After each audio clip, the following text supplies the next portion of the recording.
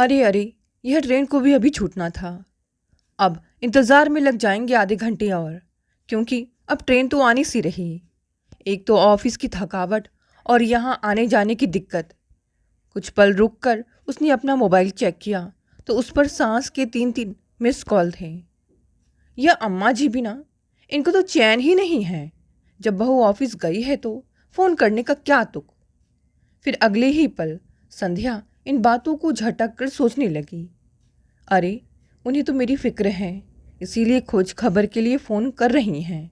जैसे मेरी मम्मी लिया करती थी, वह भी तो मेरी मम्मी जैसी ही है ना। जैसे तैसे भीड़ का सामना करते हुए और औरतों का धक्का खाते हुए वह ट्रेन में चढ़ी और जैसे तैसे मंजिल स्टेशन से उतरकर पैदल पहुंचकर अपने घर पहुंची। अपने घर में कदम रखा ही था कि बनीता देवी ने उल्हाने भरे स्वर में कहा, बहू, आज आयुष ने दिन भर परेशान किया। सर्दी के कारण हल्का सा बुखार है उसे। बेचारी प्रियंका दिन भर गोद में लिए थक गई। मन में आया कि कह दे, मैंने तो पहले ही कहा था, पर होठों तक आई बात को रोक कर वह चुपचाप अपने कमरे में चली गई। किसी तरह संध्या ने जल्दी जल्दी कपड़े बदले, मुंह हाथ धोया और आयुष को गोद में उठा लिया। देखा तो उसे सचमुच बुखार था। आंखों में अनायास ही आंसू भर आए। बीमारी में भी बेचारे बच्चे को माँ की गोद नहीं मिल पाती। आयुष तो थोड़ी ही देर में सो जाएगा। वह संतप्त सी उसके घुंघराले बालों को सुलझाती हुई मौन बैठी रही।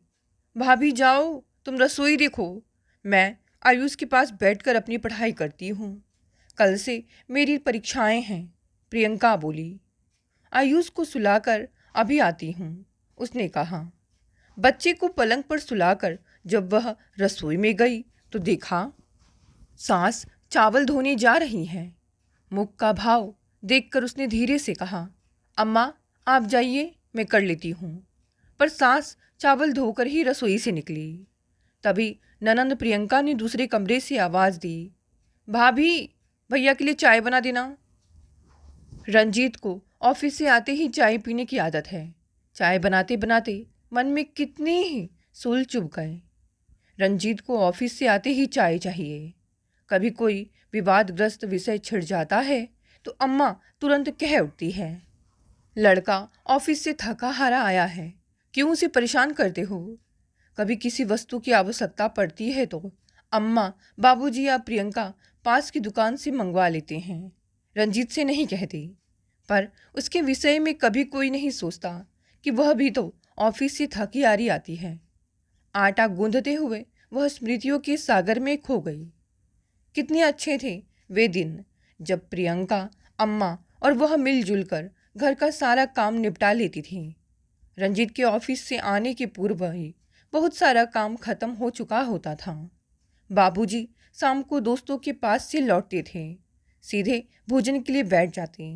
रंजीत भी उन्हीं के साथ भोजन कर लेता था। जब अम्मा भोजन करने बैठती तो प्रियंका के साथ उसे भी बैठा लेती। भोजन के बाद अक्सर वह और रंजीत बाहर घूमने निकल जाते। कई बार प्रियंका और अम्मा भी साथ जाती। कैसा स्नेह भाव था परिवार में। फिर आयुष के जन्म के बाद तो घर में और भी खुशहाली छा गई थी। आयुष हाथों हाथ रहता, अम्मा खुद उसकी मालिश करती, रोज छुहारा, जायफल, हल्दी घिस कर नियम से घुट्टी पिलाती। अभी आयुष 4-5 महीने का ही था कि एक दिन रंजीत ने उसके सामने नौकरी करने का प्रस्ताव रखा। वह चकित रह गई। इतने समय तक आयुष को कौन संभालेगा और फिर घर का काम कौन करेगा। प्रियंका तो सुबह ही कॉलेज चली जाती है। उसने साफ कह दिया था, ना बाबा, मुझसे नौकरी वोकरी नहीं होगी। आयुष अभी बहुत छोटा है, इतनी देर तक उसे कौन संभालेगा। फिर घर में भी तो काम रहता है। लेकिन उसके ये तर्क किसी के गले नहीं उतरे। रंजीत बोला था, इतनी महिलाएं नौकरी करती हैं तो क्या उनके घर में कोई काम ही नहीं रहता। फिर आयुष तो सारे दिन अम्मा और बाबूजी के पास रहता है। वैसे भी तुम उसे कितना संभालती हो। वह कुछ कहती इससे पहले ही अम्मा बोल उठी थी, अरे संध्या, जब नौकरी मिल रही है तो कर लेना। तुम्हारे बाबूजी रिटायर हो गए हैं, नहीं तो कोई ज़रूरत नहीं होती थी। दीपा को देखो, बच्चों को नौकरानी के भरोसे छोड़कर नौकरी कर रही हैं। आयुष के लिए तो कोई समस्या ही नहीं है। महंगाई बहुत बढ़ गई है ना बहू, नहीं तो मैं खुद औरतों की नौकरी करने के पक्ष में नहीं हूँ। घर की ऐसी क्या चिंता है, तुम्हारी अम्मा और प्रियंका तो है ही, बाबूजी ने भी धीरे से कहा था। ननंद प्रियंका ने तो उसे झकझोर कर ही रख दिया था। हाँ कह दो ना भाभी, कैसी हो तुम, आजकल नौकरी मिलती ही कहाँ है। अंत में उसे हाँ कहना ही पड़ा था। जिस दिन उसको पहला वेतन मिला था उस दिन वनिता देवी ने सबको मिठाई बांटी थी। दूसरे ही महीने में उन लोगों ने मकान भी बदल दिया था। 2-4 माह तो बड़े आनंद से गुजरे। फिर प्रियंका को लगने लगा कि उसे पढ़ाई के लिए पर्याप्त समय नहीं मिल पाता। बाबूजी का विचार था कि आयुष अब कुछ जिद्दी हो गया है, बाहर घूमने की जिद करता है। बूढ़ा आदमी आखिर उसे कितनी देर बाहर घुमाए। घर की सफाई, छानना बिनना, सिलना पिरोना और नौकरानी से मगजमारी का काम अम्मा को ही करना पड़ता है। धीरे धीरे उन्हें यह भी महसूस होने लगा कि उसकी नौकरी से घर और बच्चे की सारी जिम्मेदारियां उन्हीं के सिर पर आ पड़ी हैं। आज इतनी देर कैसे हो गई? बाबूजी कब से भोजन के लिए तैयार बैठे हैं। रंजीत ने रसोई के दरवाजे पर आकर कहा। वह चुपचाप रोटियां बेलती और सेकती रही। कहने को था ही क्या, बीमार बच्चे के कारण देर हो गई, यह भी क्या कहकर समझाने की बात है। तुम्हारा तो दिमाग 7वें आसमान पर रहने लगा है, बात का जवाब भी देते नहीं बनता। तभी रंजीत ने खींच कर कहा। प्रियंका आकर भोजन परोसने लगी। एक अजीब सा तनाव छा गया था सारे वातावरण में। इन दिनों रंजीत को भी उससे कई शिकायतें थीं। वह बताया हुआ काम करना भूल जाती है, पहले की तरह खुश नहीं रहती। अपने कमरे में पहुंचते ही बिस्तर पर निढाल होकर लेट जाती है। न गाना सुनने में रस लेती है और ना ही उसकी मधुर बातों में। रंजीत की शिकायतें सुनकर उसका मन बरसाती नदी की तरह उमड़ने लगता। बहुत बार सोचती कि कह दे, नवाब साहब आप तो सुबह 7 बजे सोकर उठते हैं, पर मुझे 5 बजे ही उठना पड़ता है। आप ऑफिस से आते ही अम्मा बाबूजी के साथ बातें करेंगे या आयुष के साथ खेलेंगे, पर मुझे ऑफिस से आते ही रसोई में घुसना पड़ता है। बच्चा गोद में आने के लिए तरसता रहता है, पर उसे ले नहीं पाते। ऊपर से घर वालों की नाराजगी अलग। लेकिन उसे पता था रंजीत से यह सब कहने का कोई लाभ नहीं है। वैसे ही वह कितनी बार कह चुका है, अम्मा और प्रियंका के कारण तुम्हें तो घर की कोई चिंता ही नहीं है। दूसरी नौकरी पेशा स्त्रियों को देखो, नौकरी करते हुए कैसे घर भी संभालती हैं बेचारी। उसने बहुत बार नौकरी छोड़ने की भी सोची, पर जब चादर से बाहर निकले पैरों को समेटने का अवसर आएगा तो जो कलह घर में उठेगी उसकी कल्पना से ही उसका मन क्षुब्ध हो उठता था। कहीं पढ़ा था कि आर्थिक स्वतंत्रता नारी स्वतंत्रता का आधार है, मगर इतने दिन के अनुभव ने उसकी यह धारणा बना दी थी कि नौकरी और आर्थिक स्वतंत्रता दोनों भिन्न चीज़ें हैं।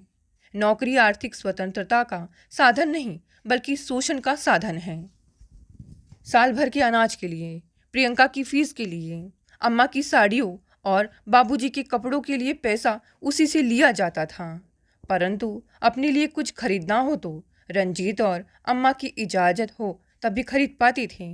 कितने बंधन, कितनी हिदायतें, कितने तर्क वितर्क, कई बार उसका मस्तिष्क घूम सा जाता।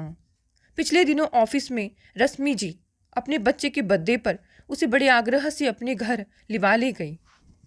उसे बहुत जल्दी करने पर भी घंटा भर लग ही गया था। घर लौटी तो पति रंजीत दरवाजे पर ही उबल पड़ा था। तुम्हें इतनी देर कैसे हो गई? तुम्हारा ऑफिस तो कब का छूट गया है। दरअसल रश्मि जी के बच्चे का बर्थडे था। सारिका के साथ वह मुझे भी अपने घर खींच ले गई। ऐसे कैसे खींच ले गई? आयुष कब से रो रहा है। अभी घंटे भर बाद बाबूजी को खाना चाहिए। अपने घर की परिस्थिति का कोई विचार है कि नहीं? हाँ? प्रियंका और अम्मा बैठी तमाशा देख रही थी। बाबूजी ने ही अपना चश्मा साफ करते हुए दबे स्वर में कहा था, अरे भाई तुम भी ना कई बार दोस्तों में रह जाते हो। एक दिन बहू को देर हो गई तो इतना नाराज होने की क्या बात है। बाबूजी की सहानुभूति पाकर उसके आंसू बह निकले थे। बाबूजी और द्रवित होकर बोले थे, जाओ बहू जाओ, जब खाना बनेगा तब खाएंगे, ऐसी कोई जल्दी नहीं है। आरती दीदी ने कितनी बार बुलाया है। सोच रही थी कि महीना 15 दिन के लिए चली जाऊं, पर आयुष की तबीयत ठीक ही नहीं हो पा रही है। भोजन करते करते वनिता देवी बोली, आयुष ठीक भी हो जाएगा तो उसे दिन भर संभालेगा कौन? तुम्हारा जाना नहीं हो सकता अम्मा, प्रियंका ने तरकारी परोसते हुए कहा। 65 की उम्र हो गई है, अब हमेशा घर गृहस्थी और बच्चे को संभालना बस का नहीं रहा बेटा। हर बात की अपराधी फिर वही। क्षुब्ध होकर वह कह ही उठी, आप चली जाओ अम्मा, यहाँ जैसा होगा देखा जाएगा। अम्मा सचमुच चली गई। उसने आयुष को संभालने के लिए एक आया रख ली थी। जैसे तैसे काम चल रहा था। वनिता देवी बड़ी खुशी खुशी गई थी। अब बहू को आटे दाल का भाव पता चलेगा। ऑफिस में दिन भर कुर्सी तोड़कर घर आती है और ऐसा दिखाती है मानो बोझा ढोकर आ रही हो। पहले तो कई बार हाथ पैर दबा दिया करती थी, पर अब तो हाथ लगाने की भी कसम खा ली है। बड़ा घमंड हो गया है। कोई बात कहो तो मुंह फुलाए रहती है। ऐसी ही बातें सोचती हुई वह अपनी बहन के यहाँ पहुँच गई थी। उनकी दीदी का घर विगत वैभव की याद दिलाता था। जीजाजी अपने जमाने के माने हुए रईस थे। जीजाजी की मृत्यु के बाद उनका मुनीम सारा कारोबार दिखता रहा, लेकिन जैसे ही दीदी को उसकी नीयत में फ़र्क महसूस हुआ, उन्होंने सारा कारोबार रोक लिया। बड़ा लड़का ट्रक दुर्घटना में मारा गया था। बड़े संकट के दिन थे, पर दीदी ने बड़ी हिम्मत से काम लिया। अभी कुछ वर्ष पहले छोटे लड़के अजीत ने चेक में दुकान लगाई थी। उन्हें देखकर बड़ी खुशी हुई। आरती दीदी ने खुद घूम घूम कर सारा घर दिखाया। दूसरे दिन अजीत ने दुकान से लौट कर बताया, अम्मा बहुत अच्छी फिल्म लगी है, मौसी के साथ देख आओ तुम भी। आरती दीदी ने एक अरसे से फिल्म नहीं देखी थी। वनिता देवी के साथ सिनेमा का कार्यक्रम बना। दीदी का सिनेमा जाना भी घर में एक अभूतपूर्व घटना थी। बड़ी बहू जबरन अपनी नई रेशमी साड़ी रख गई और बोले, अम्मा इसी को पहन कर जाना। छोटी बहू ने अपना सफ़ेद शॉल लाकर ओढ़ा दिया। बड़ी नातिन ने उनकी चप्पली साफ करके सामने ला दी। मंझला नाती ऑटो रिक्शा लाने दौड़ा। जब दोनों बहनें ऑटो रिक्शा में बैठी तो पूरा परिवार विदा करने को दरवाजे पर खड़ा था। दीदी के सिर में बेहद दर्द था। छोटी बहू रसोई छोड़कर उनका सिर दबाने लगी। बड़ी बहू चाय बनाकर ले आए। बहुएं बार बार पूछ रही थी, अम्मा कैसा है दर्द, कहें तो डॉक्टर को बुलवा लें।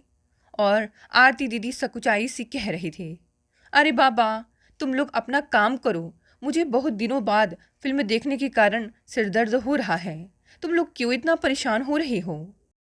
वनिता देवी यह सब देख सुनकर गदगद हो गई। क्या सेवा जतन कर रही हैं बहुएं। एक हमारी बहू है कि अपने कामों से ही फुर्सत नहीं। ये बहुएं भी तो नौकरी करती हैं। बड़ी बहू किसी स्कूल में शिक्षिका थी, छोटी बहू एक कॉलेज में लेक्चरर। बड़ी बहू सुबह जाती थी और छोटी दोपहर को। आरती दीदी सुबह से ही नौकरानी को तरह तरह के आदेश देने में लग जाती थी। बहुओं को फुर्सत कहाँ। बड़ी बहू ने स्कूल जाने से पहले कुछ खाया या नहीं, उसका रिक्शा आया या पैदल ही जा रही है। छोटी बहू का बेटा क्यों रो रहा है, उसने ठीक से खाया पिया या बच्चों की परेशानी में ही रह गई। बड़ी बहू को किसी पार्टी में जाना है, वह ढंग से तैयार होकर जा रही है या यूं ही कोई भी साड़ी बांध कर चल दी। इन सब बातों की चिंता अगर किसी को थी तो आरती दीदी को। आखिर तंग आकर वनिता देवी ने एक दिन कह ही दिया था, दीदी जीजाजी आपके लिए इतना सब छोड़ गए हैं, आपको क्या ज़रूरत है बहुओं की इतनी खुशामद करने की। अब वे जाने और उनकी गृहस्थी जाने। दीदी हौले से मुस्कुराई और बोली, वनिता जब हमारे बेटे बेटी नौकरी करते हैं तब हम उन्हें सिर आंखों पर बैठा लेते हैं, लेकिन जब बहुएं नौकरी करती हैं तो हम उनसे थोड़ी सी सहानुभूति दिखाने में भी कंजूसी करते हैं। सच पूछो तो नौकरी और गृहस्थी इन दोनों पार्टों के बीच में पिस जाती हैं बेचारी बहुएं। लड़कों की तरह बहुओं से नौकरी करवाने के विषय में तो हम आधुनिक बन जाते हैं, पर बहुओं से अपेक्षा वही पुरानी परंपरा की रखते हैं कि घर आते ही रसोई में घुस जाओ। इसी कारण परिवार में कटुता उत्पन्न होती है। जब हम एक दूसरे का दर्द समझ लेंगे तभी परिवार में स्नेह और शांति रह सकती है। उस दिन बनीता देवी के कानों में कितनी ही बार आरती दीदी की बातें गूंजती रहीं। उनकी आंखों में दीदी के परिवार की कई घटनाएं चलचित्र की तरह घूम गई।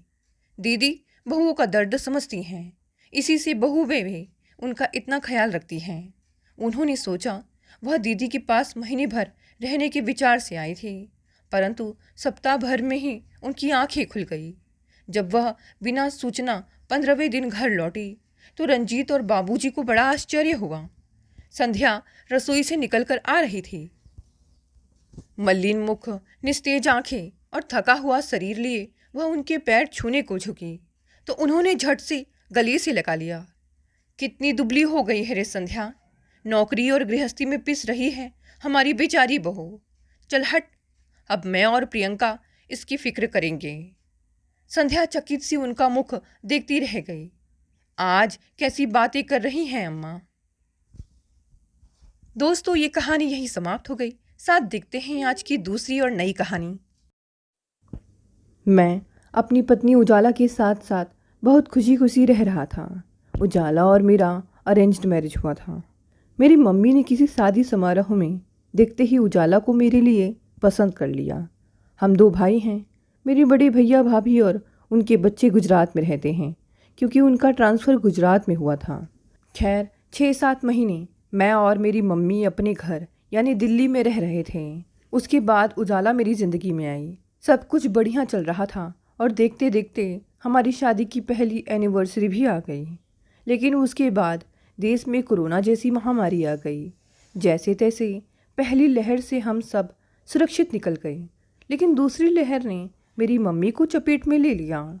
उस समय हॉस्पिटल में एडमिट होना भी बहुत कठिन था, लेकिन मैंने उन्हें एडमिट कराया अपनी पहचान की बदौलत। लेकिन सब खत्म हो गया। मम्मी मुझे छोड़कर हमेशा के लिए चली गई। जैसे तैसे मैं इस दुख से उबरा, ज़िंदगी फिर से अपने ढर्रे पर चल निकली। आज मेरी मेहनत रंग लाई और मेरा प्रमोशन हो गया और साथ ही साथ मुझे नवी मुंबई में ट्रांसफ़र भी मिल गया। ज़िंदगी ने मुझे दोबारा एक नई खुशी दी। उजाला माँ बनने वाली थी और मैं पापा।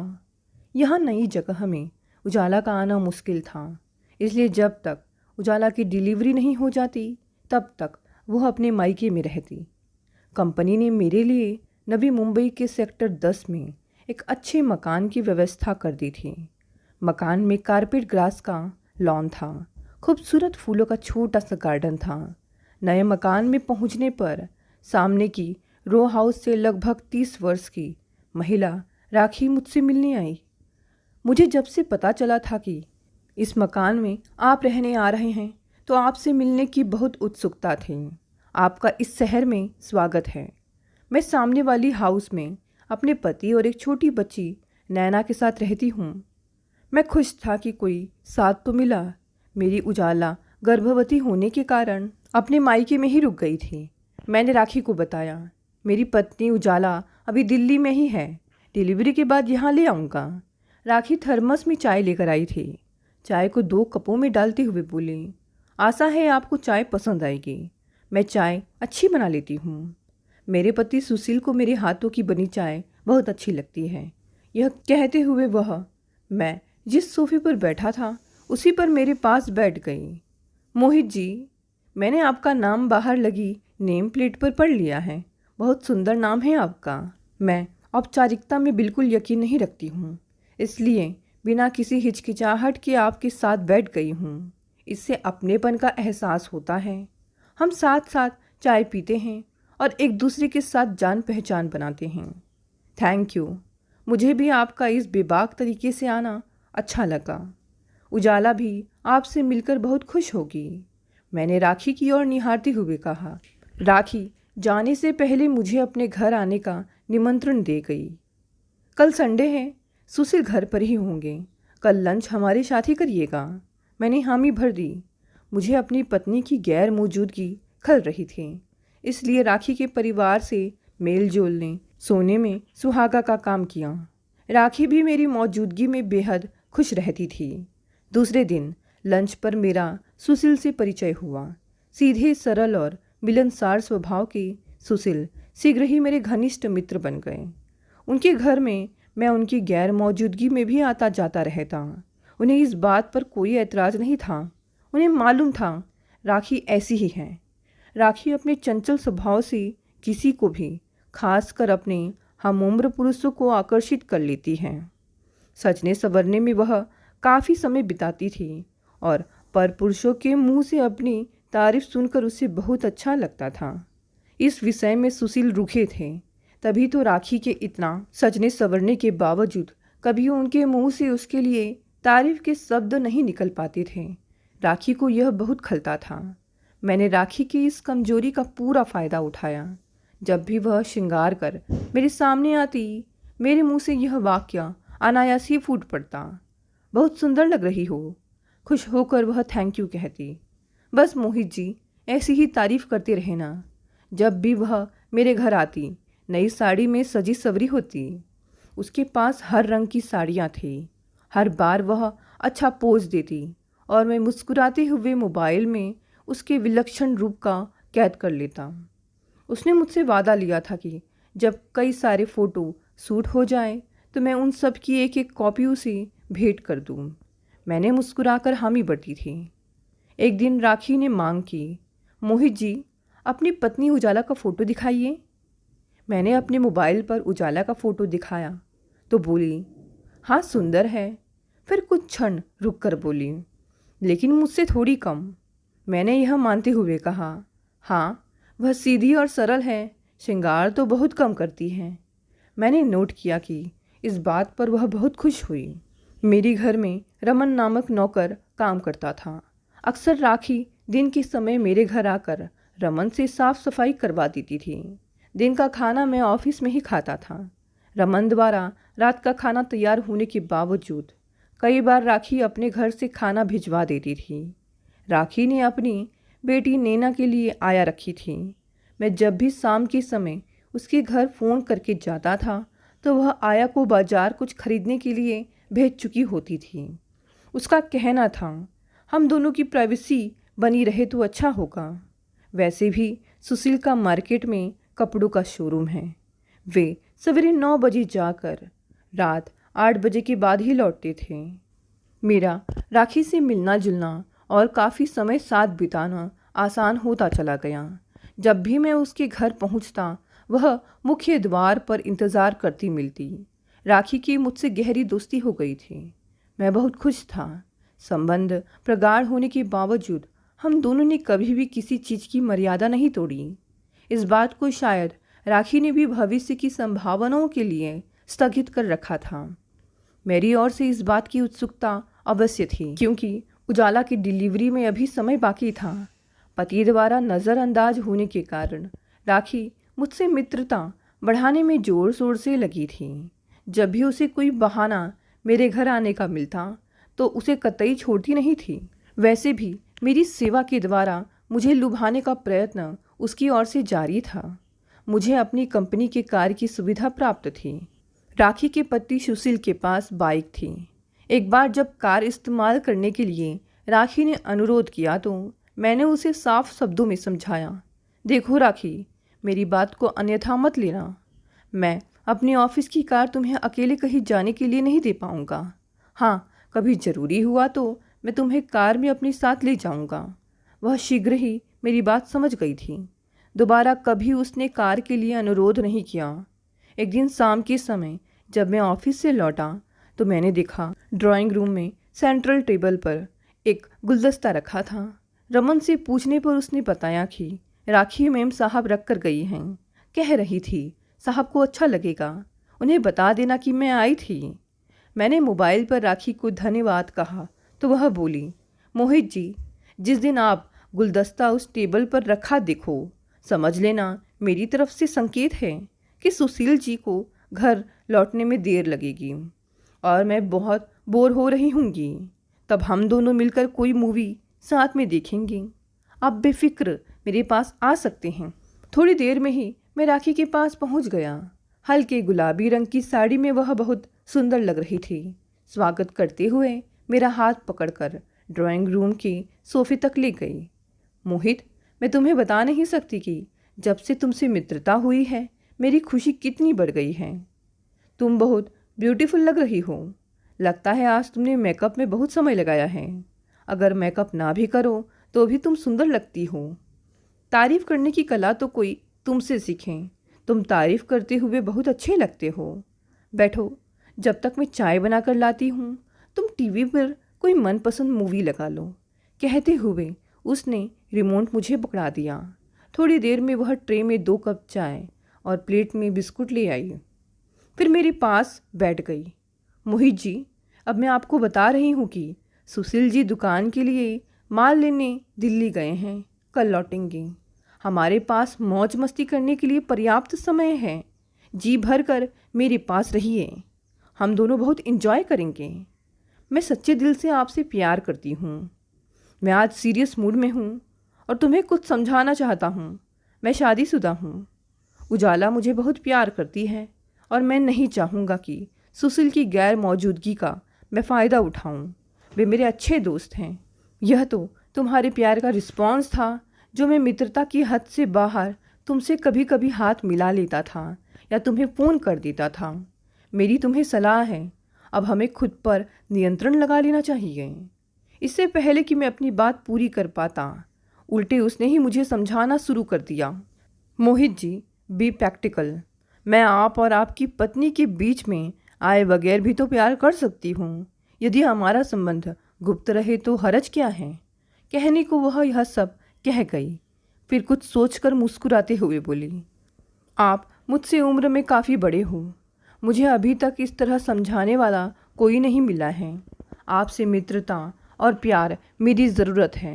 पत्नी का फ़र्ज़ मैं सुशील जी के साथ पूरी ईमानदारी के साथ निभा रही हूँ और निभाती रहूँगी, लेकिन उनसे प्यार कभी नहीं हो पाया है।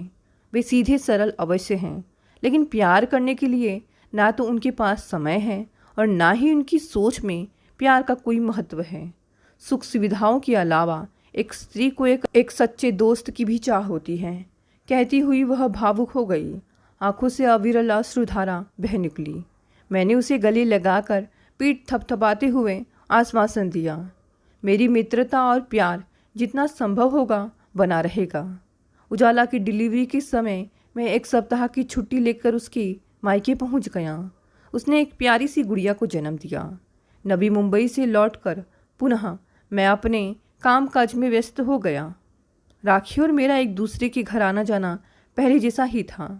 लगभग 1.5 माह बाद उजाला को उसका भाई नबी मुंबई मेरे पास छोड़ गया। अभी उजाला को देखभाल की ज़रूरत थी। राखी दिन के समय उजाला के पास आ जाती थी और हर काम में उसकी मदद करती थी। उजाला को भी राखी बहुत अच्छी लगी, तो दोनों जल्द ही पक्की सहेलियां बन गई। राखी ने उसे बताया कि उसकी शादी 20 की होते होते ही हो गई थी। नई नवेली गृहस्थी चलाने का उसे कोई अनुभव नहीं था। उसने उजाला से मेरे बारे में बेबाक तरीके से कहा, मुझे मोहित जी अच्छे लगते हैं। कुदरत ने तुम्हारी जोड़ी बहुत अच्छी बनाई है। तुम सुंदर और सरल हो। वे भी प्यार पाने और देने के लिए जल्द ही लोगों की ओर आकर्षित हो जाते हैं। एक बात बताऊं उजाला भाभी, मोहित का दिल बहुत सहानुभूति और दूसरों की कद्र करने वाला है। उजाला ने संक्षेप में बस इतना ही कहा। मेरे कर्म अच्छे थे जो वे मुझे मेरे जीवन साथी के रूप में मिले। उजाला के साथ परिचय होने के बाद हम दोनों मित्र परिवारों में मिठाई और उपहारों के आदान प्रदान का सिलसिला शुरू हो चुका था। बर्थडे और शादी की सालगिरह हम दोनों परिवार एक साथ उत्सव की भांति मनाते थे। कभी राखी हमारे घर आकर किचन में उजाला की खाने बनाने में सहायता करती, तो कभी घर के सामान की झाड़ पोछ में उसकी मदद करती। वह चाहती थी घर के कामकाज का बोझ उजाला पर ना पड़े। डिलीवरी के बाद धीरे धीरे उजाला का स्वास्थ्य बेहतर होता जा रहा था। इस विषय में वह राखी की तारीफ सुशील के सामने करने से नहीं चुकती थी। एक दिन सुशील बोले, राखी है ही ऐसी, सबकी मदद करने में उसे बहुत खुशी मिलती है। हमेशा मुस्कुराकर मदद करने का एहसान भी नहीं जताती है। पहली बार सुशील के मुंह से अपनी तारीफ सुनकर राखी की खुशी का ठिकाना न रहा। उसने मुझसे कहा, आज पहली बार सुशील जी ने मेरी तारीफ में कुछ शब्द कहे हैं, तो पार्टी तो बनती है। आज शाम की चाय हम लोग मेरे घर पर पियेंगे। मैं मान गया। एक दिन शाम के समय जब मैं ऑफिस से घर लौटा तो देखा ड्राइंग रूम में टेबल पर गुलदस्ता रखा था। उजाला ने बताया, राखी यह गुलदस्ता लाई थी। कह रही थी कि उसका मन मेरे साथ चाय पीने का था। अभी 1 घंटा पहले ही अपने घर गई है। मैं राखी की सांकेतिक भाषा समझ गया था। राखी मुझसे अपने घर में मिलना चाहती है। उजाला के साथ चाय पीने के बाद मैंने उजाला से कहा, मैं ऑफिस के काम से 1 घंटे के लिए बाहर जा रहा हूँ, 7 बजे तक आ जाऊँगा। मैं राखी के घर पहुँचा तो देखा वह मुख्य द्वार पर मेरा इंतज़ार कर रही थी। बड़ी बेसब्री के साथ मेरा स्वागत किया, फिर मुस्कुराते हुए शरारती लहजे में बोली, मोहित जी, मैंने आज बहुत दिनों के बाद तुम्हें घर बुला लिया। सुशील किसी काम से शहर बाहर गए हुए हैं। हमें एकांत में बिताने के लिए पर्याप्त समय मिला है। बैठो, मैं कुछ बना कर लाती हूँ, फिर ढेर सारी बातें करेंगे। मैं गुमसुम बैठा था। मन में विचार था, कहीं उजाला के प्रति नाइंसाफ़ी तो नहीं है जो चोरी छिपे में राखी से मिलने आया हूँ। फिर सोचा, जब मैं कुछ गलत कर ही नहीं रहा हूँ तो पछतावा कैसा। बेशक हम दोनों एकांत में हैं। मैं इन ख्यालों में खोया ही था कि पता नहीं चला कि कब वह मेरा हाथ पकड़कर अपने बेडरूम में ले गई। तभी राखी के मोबाइल पर फ़ोन आया। उसने अपने होठों पर उंगली रखकर मुझे चुप रहने का इशारा किया। उजाला भाभी का फ़ोन है। राखी, मोहित किसी काम से बाहर गए हैं। मैं उनकी गैर मौजूदगी में बोर हो रही थी, इसलिए तुमसे बात करने का मन किया, उजाला ने कहा। जवाब में राखी बोली, सुशील जी बाहर गए हुए हैं। मैं बस रात का खाना बनाने में व्यस्त थी। ऐसा करो, रात का खाना हमारे यहाँ ही खा लेना। मोहित भी 8 बजे तक लौट आएंगे। थोड़ी गपशप भी हो जाएगी। राखी खुश थी कि थोड़ा और वक्त मोहित के साथ बिताने को मिल जाएगा, अतः उसने हामी भर दी। उजाला की बेपनाह मोहब्बत के चलते मेरे मन में यह विचार प्रबल हो रहा था कि मुझे राखी के दिल को कोई चोट नहीं पहुंचानी है। थोड़ा समय उसे भी दे दूं और उजाला के प्रति ईमानदारी भी रहूं। इसमें उजाला का भी हित है, क्योंकि राखी उजाला को बहुत चाहती है। मेरे व्यवहार द्वारा राखी जितनी खुश होगी, उतना ही उजाला और राखी का संबंध गहरा होगा। अपने इस विचार पर क्षण भर को मुझे हंसी भी आई। एक दिन ऑफिस से घर आकर मैंने अनायास उजाला को अपने बाहों में भर लिया। उजाला के लिए यह अप्रत्याशित था। बोली, क्या बात है, आज बहुत प्यार आ रहा है। तुमने फ़ोन पर बताया था आज राखी तुम्हारे साथ काफ़ी समय बिताकर शाम को गई है। तुम बहुत खुश दिखाई दे रही हो। मेरी पसंद की साड़ी पहन रखी है, मेकअप भी अच्छा किया है। तुम्हें इतना सुंदर देखकर मुझे बहुत अच्छा लग रहा है। ऐसे ही हर शाम को सजी सवरी और प्रसन्न मूड में मिला करो। मैंने अपने बहुपात से उसे मुक्त करते हुए कहा। उजाला भी बहुत खुश दिखाई दे रही थी। बोली, इतनी तैयारी इसलिए की है कि आज हमारी शादी की सालगिरह है। शायद तुम भूल गए हो। मार्केट जाकर हम दोनों एक दूसरे के लिए गिफ्ट खरीदेंगे, वहीं चाय कॉफ़ी भी पी लेंगे। नहीं, मैं भूला नहीं था। मैंने भी सोच रखा था कि कुछ ऐसा ही करेंगे। मार्केट जाकर कुछ सामान सेलिब्रेट करने के लिए ले आएंगे। राखी को फ़ोन कर लो, अगर वह भी साथ चलना चाहे तो उसे भी साथ ले लेते हैं। मैंने कहा तो उजाला ने तुरंत राखी को फ़ोन कर दिया। तीनों ने रात का भोजन साथ बाहर करके सालगिरह सेलिब्रेट की। अगले रविवार उजाला ने डिनर पर सुशील और राखी को आमंत्रित करते हुए सुशील जी से फ़ोन पर कहा, सुशील जी, शादी की सालगिरह वाले दिन हम लोगों ने आपको बहुत मिस किया। वह कमी पूरी होने के लिए आज रात आप राखी के साथ हमारी घर डिनर के लिए आएंगे। हाँ, कोई गिफ्ट लाने की ज़रूरत नहीं है, राखी गिफ्ट दे चुकी है। शाम को सुशील जी और राखी जल्दी ही मेरे घर पहुंच गए। पहले की तरह राखी हरी साड़ी में पूरे मेकअप के साथ प्रसन्न मुद्रा में थी। उजाला के सामने मैंने उसकी तारीफ करना उचित नहीं समझा, फिर भी राखी ने पूछ ही लिया, मैं कैसी लग रही हूँ इस साड़ी में। मन नहीं था, फिर भी दबे स्वर में मैंने कहा, अच्छी लग रही हूँ। मेरे कुतूहल की सीमा नहीं थी। जब दफ्तर आने पर मैंने उजाला को एक सुंदर साड़ी में पूरे श्रृंगार के साथ देखा तो इस विषय में मैंने फिलहाल चुप रहना ही बेहतर समझा। सुशील और राखी के घर पहुंचने पर उजाला ने कहा, सुशील जी, आज का विशेष श्रृंगार मैंने आपके लिए किया है। आशा है आपको मैं सुंदर लग रही हूँ, बताइए ना। मैं चाहती हूँ 2 शब्द आप मेरी तारीफ में कहें। सुशील को यह सब अजीब लग रहा था, मगर उजाला के अनुरोध को अनसुना करना भी ठीक नहीं था, अतः बोले, भाभी, आप बिना मेकअप किए भी और मेकअप किए भी बहुत सुंदर लगती हैं। बस यही तारीफ आप राखी की भी करने की आदत डाल दीजिए। कहकर उसने सुशील का हाथ पकड़ लिया और किचन की तरफ ले जाते हुए कहा, देवर जी, मैंने आपके लिए खीर बनाई है, आइए उसका स्वाद चखाती हूँ। राखी और मैं मौन और आश्चर्यचकित हो यह देखते रहें। जब दोनों किचन से वापस आए तो सबने एक साथ खाना खाया। चलते समय उजाला ने सुशील से बहुत आदर के साथ कहा, सुशील जी, स्त्री प्यार की भूखी होती है, उसे प्यार की अभिव्यक्ति होने पर बहुत सुख मिलता है। व्यापार की समृद्धि अपनी जगह और पत्नी परिवार का सुख अपनी जगह। मेरा कहना मानो, आज से राखी की तारीफ करने की आदत डाल लो। आखिर कब तक मोहित जी राखी की तारीफ करते रहेंगे? यह काम तो अब आपको ही करना होगा।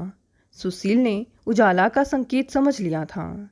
अगर अब वो सिर्फ पैसे शोहरत के पीछे ही भागते हुए पत्नी के पीछे नहीं भागा तो वो दिन दूर नहीं जब राखी ही उसकी नहीं रहेगी। खैर, उस दिन के बाद सुशील जी की काया पलट गई। राखी तो अपने पति के अंदर आई इस नए रूप से बहुत खुश थी। देर आए दुरुस्त आए, दोनों अपनी अपनी गृहस्थी में रम गए। दोस्तों, छोटी सी कहानी ही समाप्त हो गई। कहानी पसंद आई तो इसे लाइक, शेयर, कमेंट करें। साथ साथ अगर आप नए हैं तो इस चैनल को भी सब्सक्राइब कर लें।